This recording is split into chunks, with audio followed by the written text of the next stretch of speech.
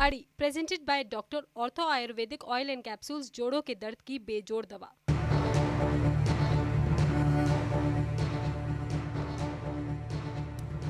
केंद्र के कद्दावर मंत्री कहते हैं उन्हें कोई बीफ खाने से नहीं रोक सकता, जबकि उन्हीं की पार्टी के मुख्यमंत्री नॉर्थ ईस्ट में बीफ को लेकर ऐसे सख्त कानून लाने की कोशिश में है जिसके बाद लगभग बीफ खाना मतलब मुसीबत लाना हो जाएगा।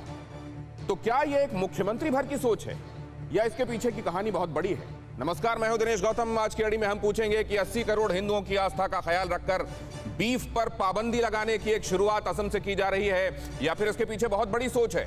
असम से देश को क्या संदेश देने की कोशिश हो रही है? क्या ऐसा नहीं लगता कि बीफ के बहाने मुस्लिमों पर निशाना साधा जा रहा है? आखिर क्यों नॉर्थ ईस्ट में केंद्र से लेकर नेताओं तक की नजर में और उनकी कद्र में दोनों ही ये मुद्दे दिख रहे हैं कि ये बढ़ने लगे हैं? सारा ध्यान नॉर्थ ईस्ट पर जाने की वजह क्या है, हम जानने की समझने की कोशिश करेंगे। लेकिन सबसे पहले ये बड़ी खबर आप देख लीजिए। असम में नए बिल को लेकर बवाल, गोरक्षा के लिए कानून को लेकर प्रदर्शन, एक धर्म विशेष के खिलाफ है कानून। विपक्ष ने कहा सीएम हेमंत बिस्व शर्मा के खिलाफ पार्टी के लोग। विधानसभा में कल ही पेश हुआ है नया मवेशी संरक्षण विधेयक और ये मवेशी संरक्षण विधेयक पेश किए जाने के बाद ये प्रतिक्रियाएं सामने आ रही हैं। वो प्रतिक्रियाएं क्या क्या हैं, किस भावना के साथ ये बिल ये विधेयक लाया जा रहा है, हम आपको बताएंगे। लेकिन आप इधर देख रहे हैं असम में नए बिल को लेकर बवाल और कहा यह जा रहा है कि पार्टी के भीतर से भी विरोध के स्वर उठ रहे हैं। और वो तो आपने देख ही लिया कि केंद्र में मंत्री किरण रिजिजू इसको लेकर क्या सोच रखते हैं। मुख्तार अब्बास नकवी की बात को उन्होंने न मांगी गई सलाह के तौर पर भी कह दिया है। तो क्या पार्टी के भीतर इस बात को लेकर कहीं संघर्ष दिखाई देता है? क्या अंदर इसको लेकर फैक्शंस हैं या इस मामले में सब लोग एक तरीके से एक ही तरफ सोच रहे हैं? आइए पहले मैं आपको यह दिखाता हूं क्या कहा जा रहा है इसको लेकर। सबसे पहले किरण रिजिजू की वो बात जो बहुत अहम है समझना, क्योंकि केंद्र में अगर वो मंत्री हैं और ये भारतीय जनता पार्टी की भावनाओं का रिफ्लेक्शन है, अगर ये हिंदुओं की भावनाओं को खातिर में लाते हुए ये विधेयक लाया गया है तो फिर ये बयान क्या कहता है जरा ये समझना पड़ेगा। किरण रिजिजू, मैं अरुणाचल प्रदेश से हूं, मैं गोमांस खाता हूं, क्या कोई मुझे ऐसा करने से रोक सकता है?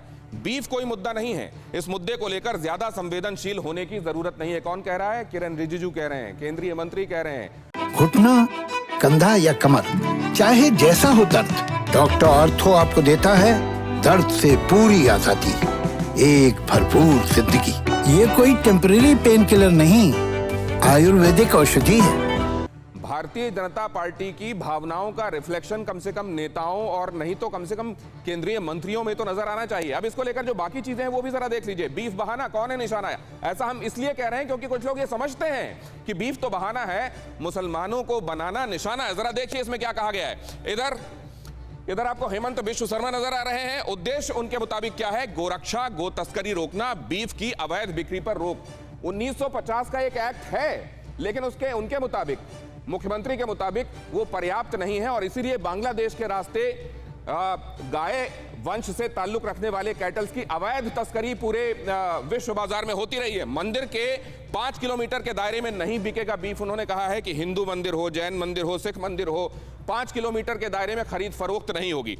हिंदू इलाके में जहां ऐसी मान्यता वाले लोग बहुतायत में रहते हैं जिनकी निगाह में बीफ खाना ठीक नहीं है, वहां पर भी इसकी बिक्री नहीं होगी, ना खरीदा जाएगा ना बेचा जाएगा। जैन सिख बहुल इलाकों में जैसा मैंने आपको बताया गोमांस की खरीद फरोख्त पर रोक लग गई है। धार्मिक अवसरों पर शर्तों के साथ छूट मिलेगी, धार्मिक अवसरों पर शर्तों के साथ, और वो शर्तें कड़ी शर्तें हैं। गोमांस बेचने से पहले लेना होगा सर्टिफिकेट जिसमें एक वेटनरी ऑफिसर ये सर्टिफाई करेगा कि ये फिट टू स्लॉटर है ये पशु, लेकिन वो भी गाय नहीं हो सकता, बछड़ा नहीं हो सकता, बछिया नहीं हो सकती। और अगर इसमें कोई दोषी पाया जाता है तो 5 से 8 साल की सजा संभव है। और मैं आपको यह भी बता दूं कि यहां जब कैटल्स पशु, इसका डेफिनेशन वहां पर जो लिखा गया है उसमें गाय तो शामिल है, भैंस भी शामिल है। हालांकि जब स्लॉटर के लिए सर्टिफिकेट दिया जाएगा तो जो पशु 14 साल की उम्र पार कर चुका है लेकिन गाय या बछड़ा बछिया नहीं है, उसी को स्लॉटर के लिए सर्टिफिकेट दिया जा सकता है। वो भी तब भी दिया जा सकता है जब वो 14 से कम उम्र का है और उसको किसी तरह की अपंगता है या जीवन जीने में किसी तरह की मुश्किल है। बिल को लेकर बवाल क्या है जरा वो भी समझिए। बिल को लेकर बवाल क्योंकि एक बड़ा जुर्माना, बड़ी सजा हो सकती है इसमें, 5 लाख रुपए तक का जुर्माना और 8 साल तक की सजा हो सकती है। इसमें ये कहा जा रहा है और कहने वाले हैं देवव्रत, ये खैर तस्वीर प्रतीकात्मक, ये क्योंकि मुख्य रूप से इनकी अगुवाई में बिल लाया गया है, लेकिन देवव्रत सैकिया क्या कहते हैं? ये कांग्रेस के नेता हैं, नेता प्रतिपक्ष भी हैं। वो कहते हैं कि कहीं पर भी पत्थर रख देंगे लोग और पत्थर रखकर वहां पर यह स्थापित कर दिया जाएगा कि यहाँ का तो मंदिर है, और अगर कुछ दूर पर उसके दुकान है तो उसको यह सर्टिफाई कर दिया जाएगा कि ये तो अवैध तरीके से है और उस पर कार्रवाई कर दी जाएगी, और इससे बहुत ज्यादा सांप्रदायिक तनाव वाली स्थिति बन सकती है, कहते हैं देवव्रत सैकिया। अब देखिए इसको लेकर दूसरा बयान अमीनुल हक AIUDF, अमीनुल इस्लाम माफ कीजिए, उनकी तरफ से क्या आता है? मुसलमानों की भावनाओं के साथ खिलवाड़ है और ये ध्रुवीकरण के लिए ये बिल लाया जा रहा है। ये उन्होंने कहा कि इसको गोवंश का संरक्षण इसका उद्देश्य नहीं है, इसका उद्देश्य केवल पोलराइज करना है। केंद्र से बात करेंगे, कहा जा रहा है के संगमा, कोनराड संगमा, ये CM है मेघालय के। अब इनकी चिंता क्या है कि असम जो है गेटवे का काम करता है, नॉर्थ ईस्टर्न स्टेट के लिए जो सप्लाई होती है वो इसके जरिए होता है। यहाँ इंट्रा स्टेट और इंटर स्टेट दोनों में अगर आपको जानवरों को लेकर जाना है तो पहले आपको एक सर्टिफिकेट चाहिए होगा, और सर्टिफिकेट के बावजूद देश के कई हिस्सों में हमने ये भी देखा कि लिंचिंग जैसी घटनाएं हुई हैं। लिहाजा खाने की आदतों पर हस्तक्षेप करना ठीक नहीं, ये कह रहे हैं असम माइनॉरिटी स्टूडेंट यूनियन के लोग।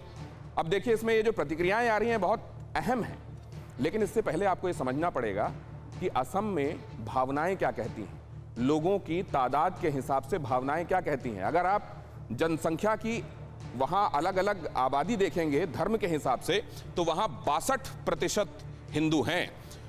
जरा इधर देखिए, इस पर निगाह डालिए, 62% हिंदू, 18% बुद्ध, मुस्लिम 34%, मतलब 62 के बाद जो सबसे बड़ा चंक है वो मुस्लिमों का है 34%, जैन 0.10, ईसाई 4%, सिख 0.10। ये है वहां की तादाद के हिसाब से, वहां लोगों की तादाद के हिसाब से वहां की भावनाएं। अब अगर ऐसा है, वहां के लोगों की बहुसंख्य आबादी को ध्यान में रखते हुए, वहां के लोगों की भावनाओं को ध्यान में रखते हुए एक बिल लाया जा रहा है, तो उसको लेकर बवाल क्या जायज है? या फिर बवाल इसलिए जायज है क्योंकि असल में निशाना कहीं और है और बिल तो एक बहाना है। इसको लेकर अब चलिए अपने मेहमानों के पास चलते हैं। प्रेम शुक्ला साहब हमारे साथ जुड़ रहे हैं, तेज तर्रार प्रवक्ता, भारतीय जनता पार्टी के पत्रकार भी रहे हैं, लिहाजा दोनों तरीकों से उनसे बातचीत हो सकती है। तहसीन पूनावाला अभी हमारे साथ जुड़ेंगे, राजनीतिक विश्लेषक, वो भी हमारे साथ इस चर्चा का हिस्सा होंगे। शोएब जमाई आपको नजर आ रहे हैं, IMF के अध्यक्ष हैं, और इसके अलावा आप जानते हैं कि वो जाप के साथ जुड़े हुए हैं। उनको आप कई मसलों पर अपनी राय जब रखते देखते हैं तो शायद ही आपको ये पता होगा कि वो साइंटिस्ट भी हैं और अच्छी खासी उनकी एजुकेशन भी है साइंस में। संगीत रागी साहब हमारे साथ जुड़ रहे हैं, दिल्ली यूनिवर्सिटी में प्रोफेसर हैं, राजनीति शास्त्र के प्रोफेसर हैं, राजनीतिक विश्लेषक हैं और तथ्यों के साथ अपनी बात रखने में महारथी हैं। चंपक कलिता हमारे साथ जुड़ रहे हैं, AIUDF के महासचिव हैं। उनसे जरा समझने की कोशिश करेंगे कि वो किस चश्मे से इस पूरे मुद्दे को देखते हैं, चश्मा उन्होंने लगाया हुआ भी है। और दीपक दीवान साहब हमारे साथ जुड़ रहे हैं, एडिटर नॉर्थ ईस्ट, खास तौर से नॉर्थ ईस्ट के मसलों को आप अपनी हथेली जैसे देखते हैं, वैसे ही दीपक दीवान साहब वहां के मसलों को समझते हैं। बहुत स्वागत करता हूं आप सभी मेहमानों का, लेकिन सबसे पहले जरा यही समझ लूं मैं प्रेम शुक्ला साहब से, किरण रिजिजू क्या कह गए?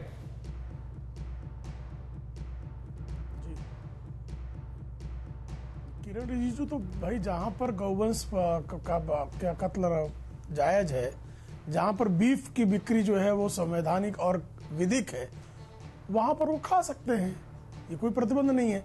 लेकिन जहां पर गौवध प्रतिबंधित है, जहां पर बीफ की बिक्री प्रतिबंधित है, जहां पर बीफ प्रतिबंधित है, वहां नहीं खा सकते।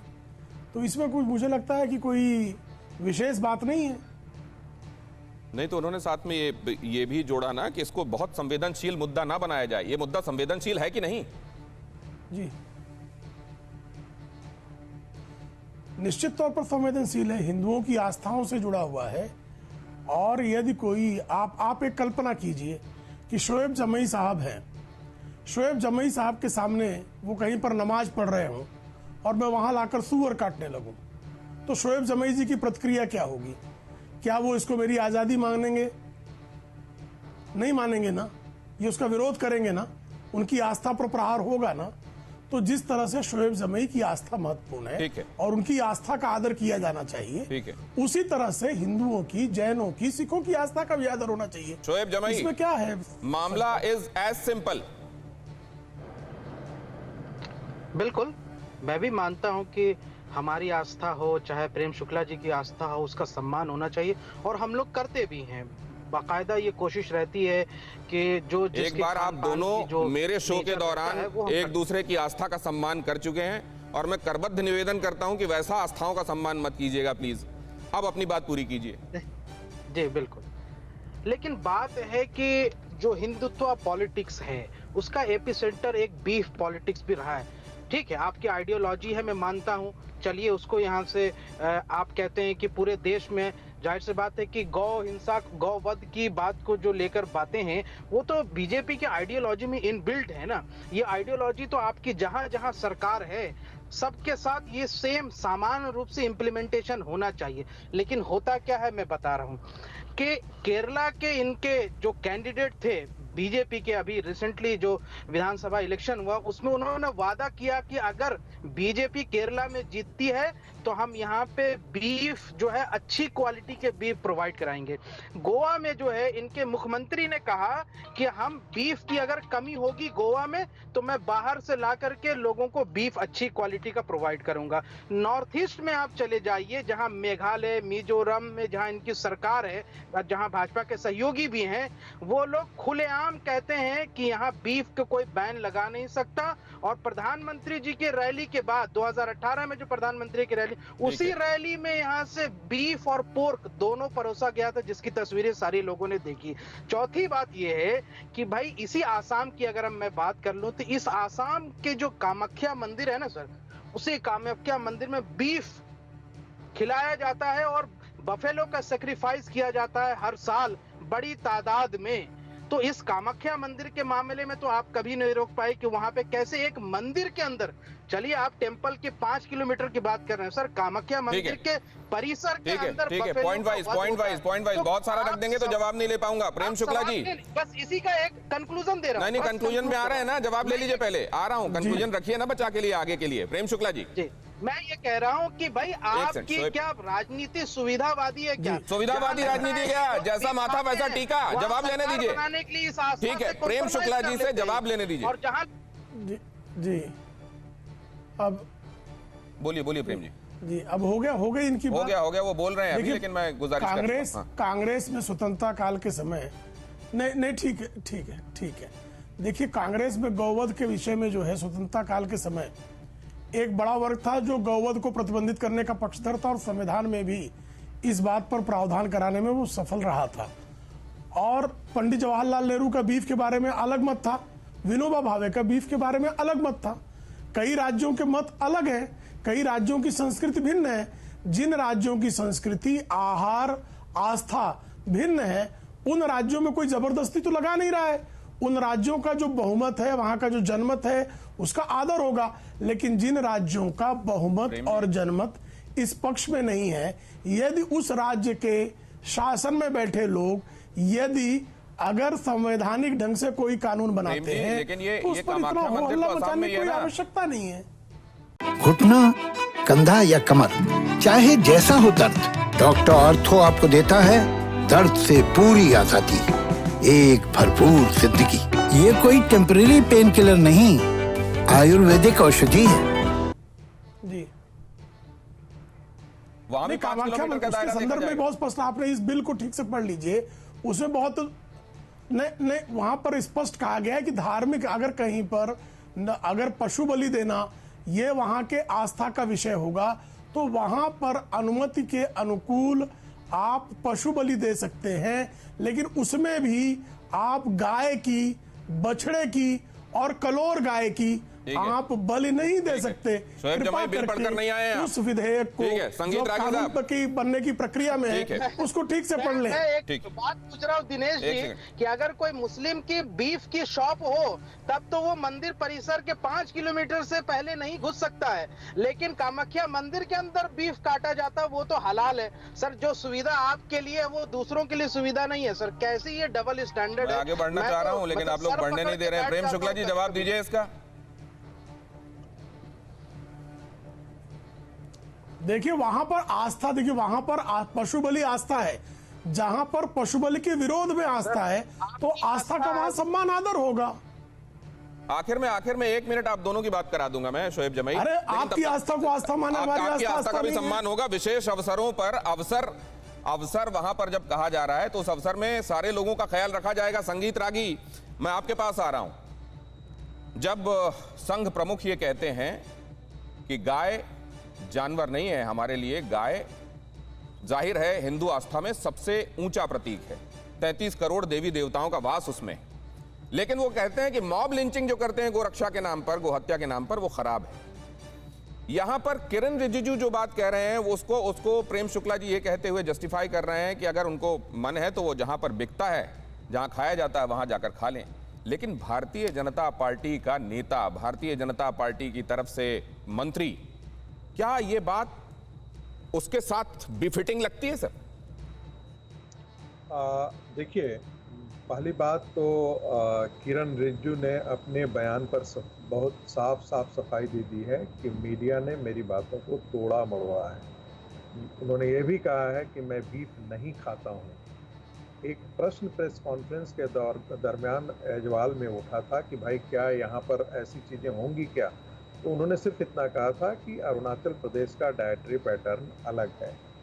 इतनी बात मुझे लगता है कि उन्होंने अपनी सफाई से इस बात को कह दिया है। दूसरी बात, अब हम आसाम की बात ले लेते हैं। आसाम में जब कॉन्स्टिट्यूएंट असेंबली का डिबेट था तो आसाम के एक मेंबर थे जेडेट लारी, और मुस्लिम मेंबर एक बिहार से भी थे मोहम्मद सैदुल्ला।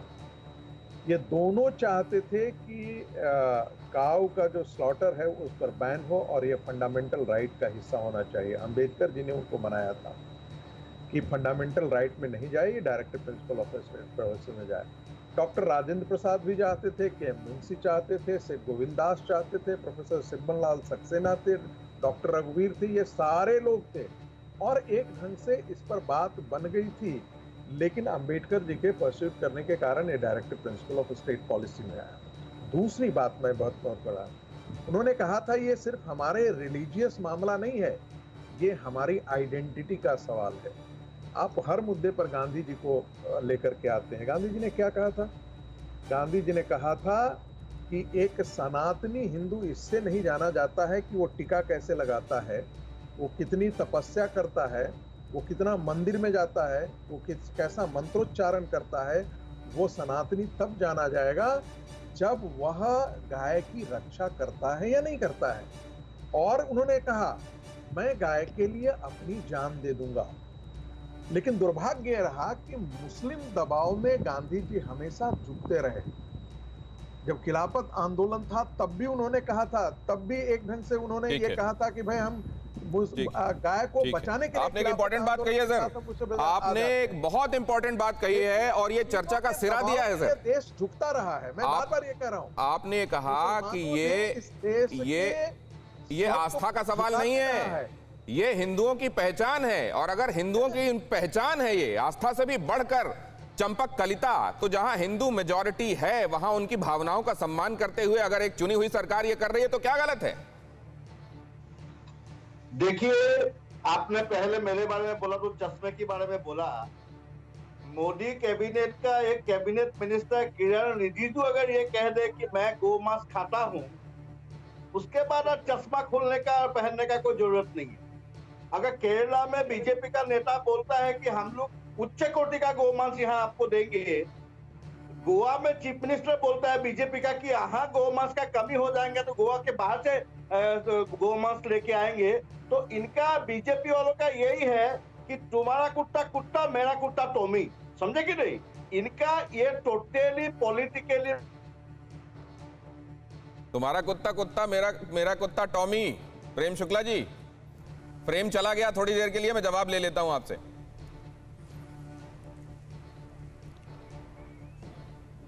जी देखिए, किसी को हर कुत्ता कुत्ता है और हर कुत्ते को टॉमी नाम रखने का हर किसी को अधिकार है।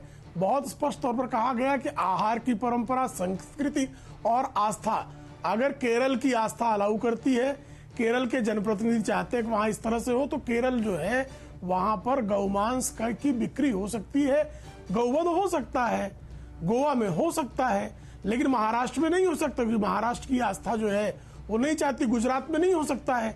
उसी तो महाराष्ट्र, गुजरात, मध्य प्रदेश, उत्तर प्रदेश ऐसे राज्य हैं जो गौवध को प्रतिबंधित करते हैं, और ये कांग्रेस के राज्य में भी गौवध संबंधी कानून बनाए गए। अगर आज असम में वही कानून बनता है, तो पहले ही ये क्यों नहीं कह दिया गया कि भाई पूरा इसको जो है कांग्रेस ने मध्य प्रदेश में, महाराष्ट्र में, गुजरात में तो मान लिया, लेकिन असम में उसको आपत्ति हो गई, केरल में वो बीफ का फेस्टिवल लगाने लगे। तो साहब ये हर किसी के साथ संकट है, क्योंकि यह वहां के स्थानीय आहार, स्थानीय आस्था के आधार पर है। तो मुझे लगता है इसमें अनावश्यक भारतीय जनता पार्टी को घेरने से किसी कुछ हासिल नहीं होगा। जो कानून है वो बनेगा, वो विधि प्रमाण विधि के अनुकूल बनेगा, वो प्रक्रिया का पालन करते हुए बनेगा, और जहां ये कानून बन जाएगा वहां उसका अमलीकरण भी होगा। ठीक है, ठीक है। प्रेम शुक्ला जी कह रहे हैं कि ये उसी तर्ज पर समझा जाए जैसे जिन स्टेट्स में शराब पीना प्रतिबंधित है, बेचना प्रतिबंधित है, वहां अगर आप शराब पीते या बेचते पकड़े जाते हैं तो आप धरे जाएंगे, लेकिन जहां ऐसा नहीं है वहां पर ऐसा कर सकते हैं। क्या इसको उस पैरेलल में देखा जा सकता है? क्या एक उसी तरह का मामला है क्या ये, या उससे बहुत बड़ा मामला है और धीरे धीरे धीरे धीरे करके पूरे देश में लागू होगा? मैं आऊंगा आपके पास, इशारा देख रहा हूं मैं, लेकिन अभी दीवान साहब बचे हुए हैं, जरा एक बार मेरे को सारे गेस्ट के पास हो लेने दीजिए। चंपक कलिता साहब, आपकी बातें बड़ी दिलचस्प थी, मैं आपके पास लौटता हूं और मैं समझूंगा कि आपको इसमें पोलराइजेशन क्यों दिखाई दे रहा है, लेकिन पहले दीपक दीवान, क्या है सर ये मामला? देखिए मेरे हिसाब से तो ये नया बिल जो लाया गया है इसकी ज़रूरत ही नहीं थी। ये कोई नया कानून नहीं है। ये ऐसा नहीं है कि असम में बीफ अवेलेबल नहीं है, असम में बीफ अवेलेबल है, और वो असम कैटल प्रिवेंशन एक्ट 1950 के तहत वहाँ पे काउ स्लॉटर इज़ परमिटेड। उसके लिए वेटरनरी डॉक्टर लिख के देता है कि ये गाय या भैंस जो भी है 14 साल की हो गई है, इट कैन बी स्लॉटर्ड। तो जहाँ तक इसकी बात है कि जी उनकी दुकान की लोकेशन रिलीजियस प्लेस के पास नहीं होनी चाहिए, तो ये मेरे ख्याल से सभी धर्मों के लिए एक कानून होना चाहिए। अगर मॉस्क है तो उसके 5 किलोमीटर के पास आप पोर्क की दुकान मत करिए, सुअर का मीट नहीं मिलना चाहिए। अगर आप मंदिर की बात कर रहे हैं तो यहाँ बीफ नहीं अवेलेबल होना चाहिए। और जहाँ तक बाकी और चीज़ें हैं, तो मंशा क्या है सर, वही तो पूछ रहा हूँ आपसे। असम सरकार अपना ये कैटल स्मगलिंग को कंट्रोल करने के लिए कर रही है। इसमें एक चीज़ जो गलत हो रही है कि वो कह रहे हैं कि हम कैटल को असम से बाहर नहीं जाने देंगे और ना बाहर से आने देंगे, क्योंकि नॉर्थ ईस्ट टोटली डिपेंडेंट है असम के ऊपर। कुछ भी आता है नॉर्थ, पूरे भारत से कुछ भी जाता है नॉर्थ ईस्ट के लिए असम से होके जाता है। ये इसी पे ही कॉनराड संगमा ने ऑलरेडी रिएक्ट किया है, और जल्दी ही मेरे ख्याल से मिजोरम और मणिपुर या मेघालय और नागालैंड से भी इस पर रिएक्शन आएगा। ये इसको राजनीति में लाना बिल्कुल गलत है। ये एक बिल है जिसको अभी जो पेश करना है किया है इन्होंने, अभी पास नहीं हुआ और इतनी जल्दी ये पास नहीं हो पाएगा। इसको इस पर अभी राजनीति करना ठीक नहीं है। जैसे किरण रिजिजू दीपक दीवान ये कह रहे हैं कि अभी रुकिए तो सही, क्या ये पास होता है, क्या ये शक्ल लेता है? और पहले से इसका नियम है, पहले से कानून है 1950 वाला, कोई नई बात नहीं हो रही है। लेकिन सर इसमें कुछ प्रोविजंस हैं जिनका हवाला अभी आपने दिया कि वो मंदिर की पेरीफेरी में कैसे तय होगा, फिर आपने कहा कि दूसरे धर्म वालों की भावनाओं का भी सम्मान होगा क्या, ये बातें लेकर मैं आपके पास आता हूं। लेकिन तहसीन पूनावाला हमारे साथ जुड़ गए हैं, राजनीतिक विश्लेषक, जरा उनका रुख करना आवश्यक है। तहसीन पूनावाला, इस मामले को आपने कैसे देखा? बहुत स्वागत है आपका, बड़े दिनों बाद मुलाकात हो रही है आपसे। ये मामला आपकी निगाह में क्या है? घुटना, कंधा या कमर, चाहे जैसा हो दर्द, डॉक्टर ऑर्थो आपको देता है दर्द से पूरी आजादी, एक भरपूर जिंदगी। ये कोई टेम्परेरी पेन किलर नहीं, आयुर्वेदिक औषधि है। सबसे पहले तो आपके शो में दोबारा से शिरकत करने का मौका मिला, बड़े समय के बाद में आपसे मिल रहा हूँ, तो आपका शुक्रगुजार हूँ। ये लगता है जैसे मेरे पहले जो वक्ता है वो बोल रहे थे, इस पे राजनीति करना सही नहीं होगा। अगर आप मेरी राय माने तो ये पूरी तरह से इस चश्मे के प्रिज्म से देखना चाहिए इस बिल को, कि ये कोशिश कर रहा है कि आप एक जो समाज है उसको आप अलग करें, उसको आप उसको एक कठेरे में खड़ा करें। वरना इस बिल का कोई लीगल प्रोविजन है नहीं, क्योंकि जब आप एक बिल पास करते हो, बिल तो शायद पास भी हो जाए असेंबली में कुछ महीनों के बाद, लेकिन उस बिल का आपको इंटेंशन भी देखना जरूरी है, और जो इंटेंशन है वो साफ झलकता है। अब जो मुझे महत्वपूर्ण बात करनी है वो ये है कि लीगल टेस्ट में मुझे लगता है कि कुछ चीजों में ये पास नहीं होगा बिल, आर्टिकल 14 को लेकर, लेकिन वो जब कोर्ट में जाएगा कब तक की बात है। लेकिन अगर आप नॉर्थ ईस्ट की बात करें, जैसे नॉर्थ ईस्ट में बीफ बहुत लोग खाते हैं, और नॉर्थ ईस्ट का सारा जो बीफ जाता है, जो भी जाता है नॉर्थ ईस्ट में, आसाम को छोड़ते वो आसाम के थ्रू जाता है, तो वो कैसे होगा? तो उन राज्यों में क्या दिक्कत होगी? आपको याद होगा कि हाल में ऐसा एक उन्होंने बिल पास करने की कोशिश की कर्नाटका में, और उसको ऑब्जेक्ट किया गोवा ने। अब दोनों हुकूमतें बीजेपी की है, प्रमोद सावंत जी ने ऑब्जेक्ट किया। इसके पहले मनोहर जी जो थे, पर्रिकर जी जो थे, गोवा के एक्स सीएम जो अभी हमारे बीच नहीं रहे, उन्होंने कहा कि गोवा कहीं से भी बीफ ले आएगा। फिर उसको उन प्रावधानों को चेंज करना पड़ा असेंबली के अंदर। तो देखिए ये पॉलिटिक्स के लिए ठीक है, पॉलिटिक्स करना चाहती है। कानून के भी जानकार हैं। एक बात मैं समझना चाहता हूं आपसे कि नीति निर्देशक तत्वों को वैसे कह दिया जाता है कि लागू करने की मंशा क्यों नहीं दिखाई जाती। ऐसा लगता है कि वो डिफंक्ट है, डेड लेटर है। जहां उसको लागू करने की मंशा दिखाई देती है वहां राजनीति शुरू हो जाती है। नहीं, अगर आप एक ऐसा बिल लाओगे कि ये सिर्फ उन इलाकों में नहीं होगा जहां हिंदू मुस्लिम हिंदू सिख जैन होंगे, तो आप आर्टिकल 14 का उल्लंघन कर रहे हो। ये संविधान का उल्लंघन है। आप रिलीजियस स्पेसिफिक नहीं बना सकते ना ऐसे बिल। ये पर्सनल लॉ में नहीं आता है ना, ये क्रिमिनल लॉ में आ रहा है। ये सिविल लॉ थोड़ी, इसका क्रिमिनल कंप्लेन है ना। तो आप क्या कह रहे हैं कि ये अपने ऑडियंस को मैसेज देने के लिए बिल ला दिया गया है, ये कहने के लिए कि देखो हम तो लाए थे और ये पास नहीं होगा, आप ये कह रहे हैं? एग्जैक्टली। देखिए आप प्रेम शुक्ला जी से जवाब ले लेता हूं। प्रेम शुक्ला जी, एक लास्ट लाइन आपको एक चीज समझना होगा। मोदी जी और बीजेपी पूरी तरह से इस मुल्क में फेल होगी। अभी हम ये डिबेट क्यों कर रहे हैं आपके शो में? क्योंकि 104 रुपए पेट्रोल हो गए हैं। मोदी जी को इसका जवाब नहीं देना है। मोदी जी कैसे अवॉइड करें इन चीजों को? तो देश को हिंदू मुसलमान में बांटकर इस चीजें से बचना चाहते हैं। One, it is playing to the gallery. One, it is playing to the gallery. Second, it is a distraction tactics. इसका जवाब लेता हूं जल्दी से, प्रेम शुक्ला जी।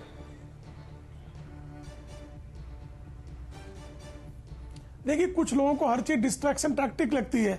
अब अगर राहुल गांधी को बीफ खाने की आदत है, वो कैलाश मानसरोवर मंदिर जो है बीफ खाते हुए जा सकते हैं, तो इसका अर्थ नहीं है कि आप हर मंदिर के बाहर बीफ बेचेंगे।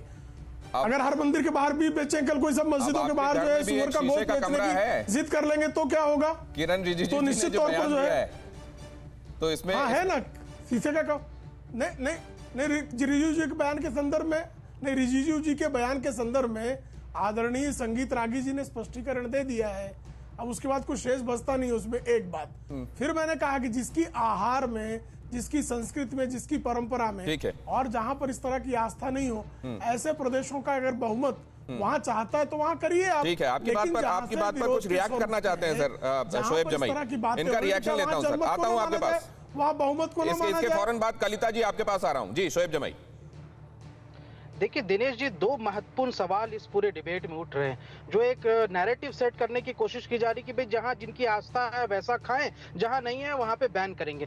तो ये जो पैरामीटर सेट करने की बात है, मुझे ये बताइए कि जैसे प्रेम शुक्ला जी ने कहा कि जनप्रतिनिधि, मान लीजिए कि उत्तर प्रदेश में या किसी क्षेत्र, आप उत्तर प्रदेश में आ जाइए, अगर किसी क्षेत्र में मुस्लिम यहाँ से उसका जनप्रतिनिधि है या फिर उसका विधायक है या ब्लॉक प्रमुख है, तो क्या वहां खाने की इजाजत होगी बीफ? और जहां यहाँ से हिंदू जनप्रतिनिधि है वहां पे खाने की इजाजत नहीं होगी?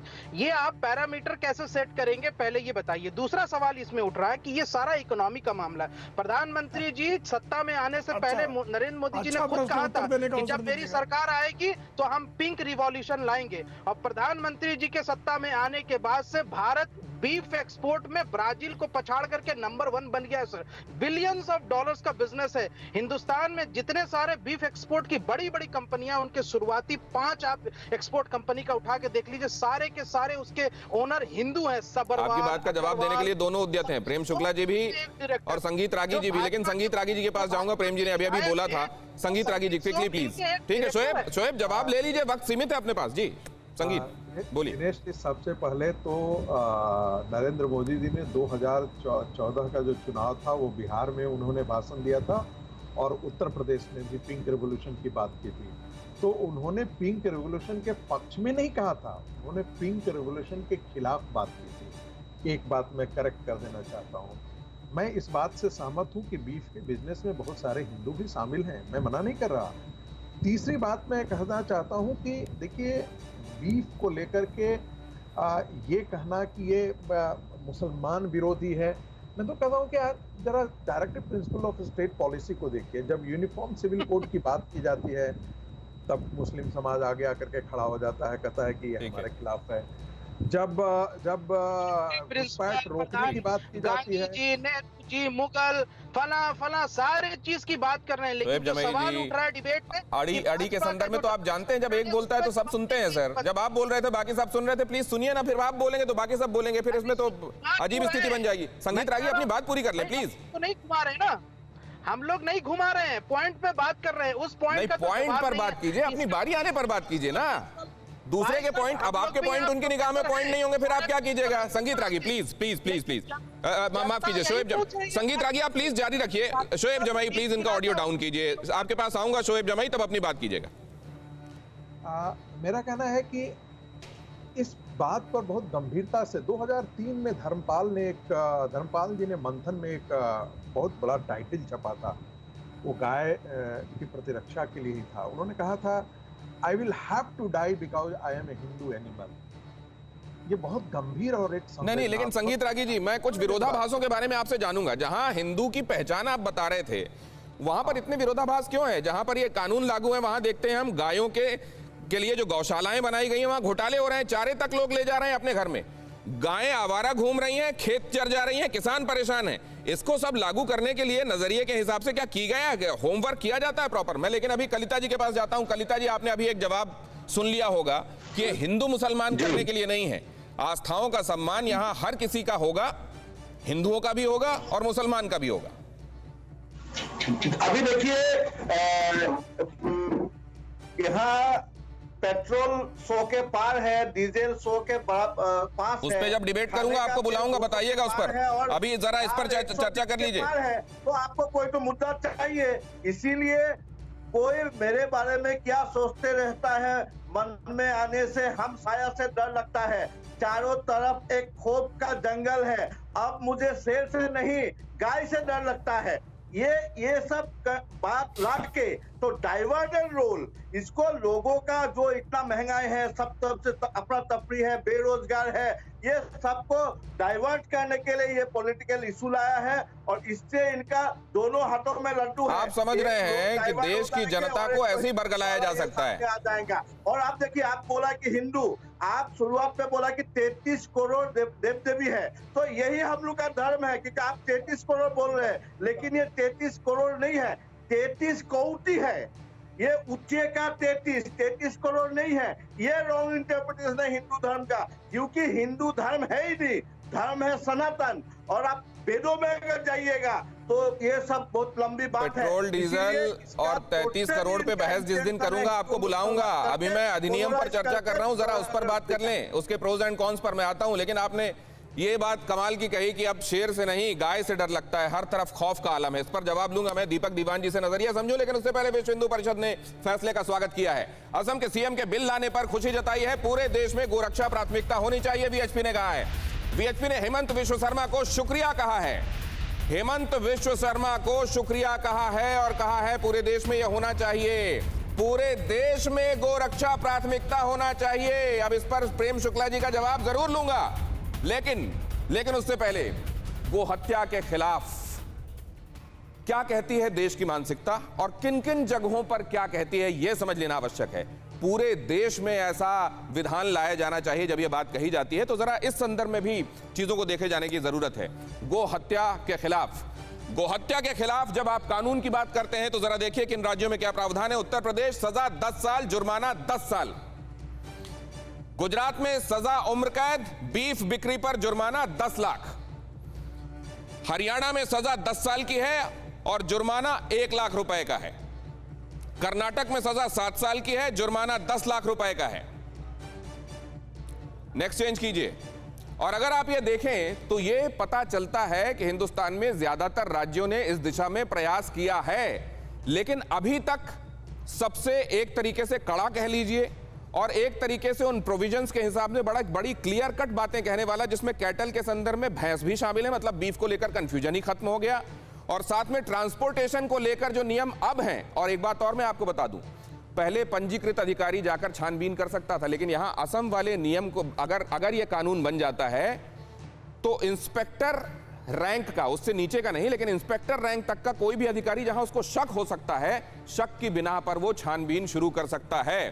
भारत में बीफ बैन। अब जरा ये देखिए कहां कहां पूरी तरह पाबंदी है, कहां आंशिक पाबंदी है और कहां पाबंदी नहीं है, जरा वो देखिए। जब सबसे पहले आप देखिए पाबंदी नहीं, रेड पाबंदी नहीं, पूरा नॉर्थ ईस्ट आपको इसमें दिखाई देगा। और इसीलिए यह चिंता है कि जब असम में यह हो जाएगा, गेटवे में यह हो जाएगा, तो फिर बाकी जगहों पर कैसे, वहां जहां बीफ कंज्यूम किया जाता है, बीफ कैसे पहुंचेगा? क्योंकि ट्रांसपोर्टेशन के लिहाज से भी नियम बहुत सख्त हैं। पकड़े जाने पर सख्त सजा है और जब तक आपके पास वैलिड कागज नहीं होंगे आप ले नहीं जा सकते पशुओं के लिए। हालांकि खेती किसानी के संदर्भ में, एनिमल हस्बेंड्री के संदर्भ में ये छूट है कि उनको लाया ले जा सकता है। अब अगर आप देखिए पूरी तरह पाबंदी वाली जगह, तो आपको ये दिखाई देता है यहां से ऊपर तक का हिस्सा मुख्यतः ये मध्य प्रदेश आपको दिखाई दे रहा है, उत्तर प्रदेश दिखाई दे रहा है। लेकिन आपको जो गौर करने वाली बात है वो नॉर्थ ईस्ट के संदर्भ में देखिए। हालांकि आंशिक पाबंदी आपको दक्षिण समेत इधर वाले हिस्से में दिखाई देती है। मतलब कुल मिलाकर अगर असम में यह नियम लागू होता है तो फिर नॉर्थ ईस्ट में उन जगहों का क्या होने वाला है जहां पर बीफ कंज्यूम किया जाता रहा है। और अभी तक कोई बहुत मुखर आवाज नहीं उठी है। अगर के संगमा की बात छोड़ दें तो दीपक दीवान साहब, क्या आने वाले दिनों में बाकी राज्य भी मुखर होंगे या बिल का एक्ट बनने का इंतजार होगा? आपको सप्लाई नहीं मिलेगी। एक्ट बनने तक तो पहले ही रिएक्शन शुरू हो गए हैं। जैसे मेघालय चीफ मिनिस्टर ने पहले ही रिएक्ट किया है। देखिए खाने की जो है, खाने पीने की जो सिस्टम है, जो लोग ट्राइबल लोग हैं जो खाना पीना वो खाते हैं, आप उनको चेंज नहीं कर सकते। आप कोई लॉ लाके किसी को ये नहीं कह सकते कि आप हिंदू हैं तो आप रोटी खाइए, चावल मत खाइए, ऐसा नहीं है। ठीक है। तो नॉर्थ ईस्ट में आप ठीक है, जो उनकी जो ट्रेडिशनल खाना पीना है वो आप चेंज नहीं कर सकते। ठीक है, खाने पर पाबंदी नहीं लग सकती, लेकिन इनको चेंज करना पड़ेगा। संगीत रागी को बिल में चेंजेस खाने पर पाबंदी नहीं लग सकती। पूरे देश में भावना क्यों नहीं रिफ्लेक्ट होती गाय के संदर्भ में? बिट्स एंड पीसेस में क्यों होती है? और फिर अगर असम इतना सख्त कानून बना रहा है तो वैसा कानून मध्य प्रदेश में और राजस्थान में भी होना चाहिए ना। देखिए, आपको बता दूं कि नेहरू जी के समय भी उत्तर प्रदेश और मध्य प्रदेश जब कानून ला रहा था तो नेहरू जी बड़ा इसके खिलाफ थे। एक प्राइवेट मेंबर बिल जो भी आ रहा था सदन के अंदर, उसके भी नेहरू जी खिलाफ थे। और उन्होंने कहा कि भाई उत्तर प्रदेश और मध्य प्रदेश, तब उन्हीं के चीफ मिनिस्टर थे, नेहरू जी ने कहा वो कर रहे हैं, करने दीजिए, बट मैं इसके खिलाफ हूँ। रही बात दूसरी, सुप्रीम कोर्ट का जजमेंट है, मुझे लगता है कि उसके बारे में भी लोगों को बात करनी चाहिए। मोहम्मद हनीफ कुरैश और others versus state of Bihar year 1959, Abdul Hakim versus state of Bihar. Quickly sir. ये सारे जजमेंट आप देखेंगे तो उसमें भी हमको एक तो पहले बुल और काऊ के बीच में डिफरेंस करना समझना पड़े। सारे जो मीट हैं ये बीफ नहीं, ये बीफ जो है वो काऊ मीट ही हो, ये कोई आवश्यक नहीं है। ये मैं डिस्टिंक्शन करके बता रहा हूँ। There is a technical difference between the two. ठीक है, तो किरण रिजिजू जी उसका रेफरेंस दे रहे हैं दूसरे वाले का। दूसरी बात देखिए, मुझे बार बार ये लगता है कि, और एक बात और कहना चाहता हूँ, अभी जो बंधु कह रहे थे कि इससे ट्राइबल, आपको जानकारी होना चाहिए। जो बीफ ईटिंग का केस था जिसको आप ट्राइबल एरिया में बात कर रहे हैं, वो ब्रिटिश जमाने से शुरू हुआ था सर। मेरा तो बड़ा सीधा सा सवाल था कि हिंदू की पहचान है अगर ये, पहले ट्राइबल, असम में इतना सख्त कानून है, मध्य प्रदेश में क्यों नहीं सर?